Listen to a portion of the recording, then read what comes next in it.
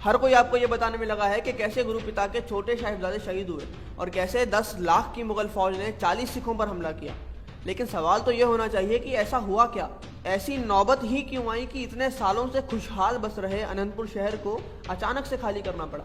क्योंकि जो भी इतिहास की जरा सी भी जानकारी रखता है उसे ये अच्छे से पता होगा कि इतिहास सत्ता, घमंड और कूटनीतियों से भरा हुआ है। मुगलों के अलावा जितने भी राजाओं ने गुरु पिता के साथ जंग करी उनका धर्म से कोई लेना देना नहीं था। और ऐसे ही एक राजा थे कहलूर के राजा अजमेर चंद। उन्हें ये बिल्कुल बर्दाश्त नहीं था कि गुरु गोविंद सिंह जी अपनी फौज तैयार करें, अनंतपुर में नगारे गूंजे, फौज हो और राज दरबार सजे। इसलिए गुरु पिता की बढ़ती फौज और ताकत देखकर उसने गुरु पिता के पास एक बोल भेजा कि या तो आप अनंतपुर का किला खाली कर दीजिए या फिर इसका टैक्स भरिए। जवाब में गुरु पिता ने कहा कि राजा से कहिए कि दरबार में आकर जो चाहे मांग कर ले जाए, लेकिन जंग की धमकी से हम एक कतरा भी इनको नहीं देंगे। क्योंकि अनंतपुर की जगह श्री गुरु तेग बहादुर जी ने बकायदा कीमत चुकाकर खरीदी थी। इसके बाद मल्टीपल टाइम्स पहाड़ी राजाओं की तरफ से गुरुजी पर फौज भेजकर हमले करवाए गए। और एक बार तो गौ माता की कसम खाकर इन पहाड़ी राजाओं ने गुरु पिता से कहा कि आप थोड़े टाइम के लिए अनंतपुर का किला छोड़ दीजिए ताकि हमारी सौगंध पूरी हो जाए और जैसे ही हम सब अपने अपने राज्य में चले जाए आप वापस आ जाना।